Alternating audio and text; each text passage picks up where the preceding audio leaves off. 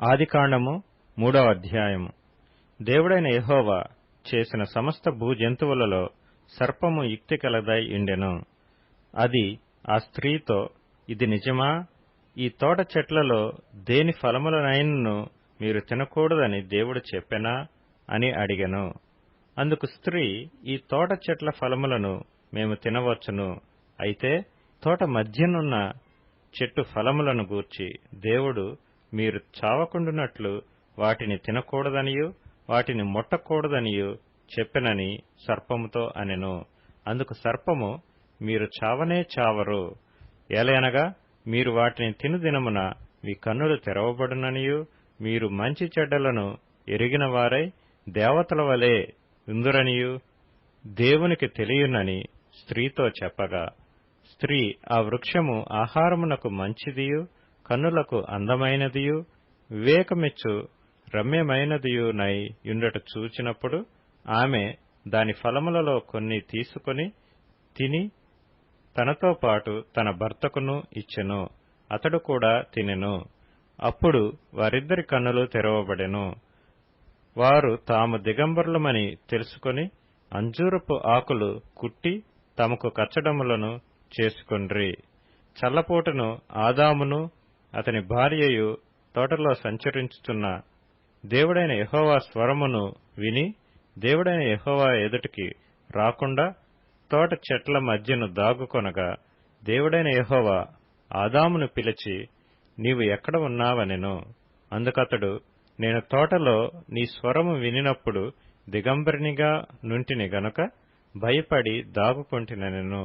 అందుకాయన, నీవు దిగంబరివని నీకు తెలిపినవాడెవడు? నీవు తినకూడదని నేను నీకాజ్ఞాపించిన వృక్ష ఫలములు తింటివా అని అడిగెను.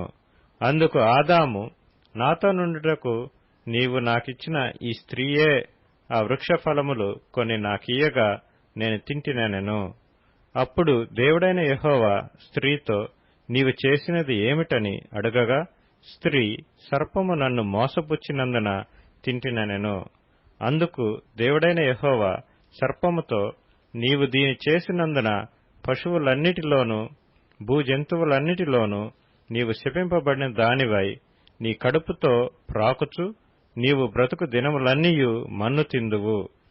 మరియు నీకును స్త్రీకిని నీ సంతానమునకును ఆమె సంతానమునకును వైరము కలుగచేసెదను. అది నిన్ను తల మీద కొట్టును, నీవు దానిని మడిమ మీద కొట్టుదువని చెప్పెను. ఆయన స్త్రీతో, నీ ప్రయాసమును నీ గర్భవేదనను నేను మిక్కిలి హెచ్చించెదను. వేదనతో పిల్లలను కందువు.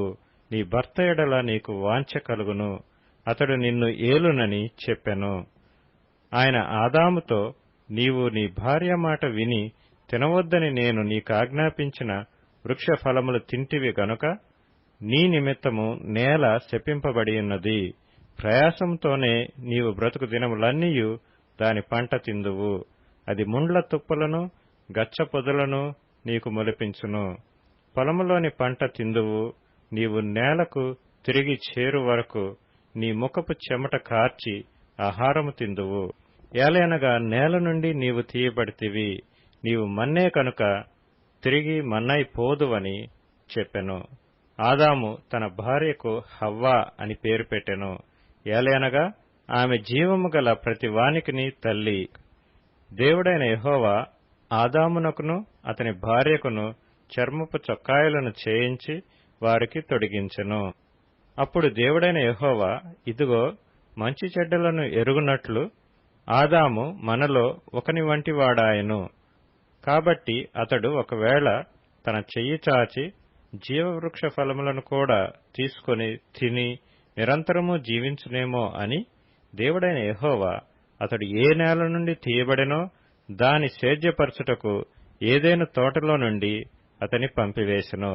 అప్పుడాయన ఆదామును వెళ్లగొట్టి ఏదెను తోటకు తూర్పు దిక్కున కెరూబులను జీవవృక్షమునకు పోవు మార్గమును కాచుటకు ఇటు అటు తిరుగుచున్న ఖడ్గ జ్వాలను నిలవబెట్టెను.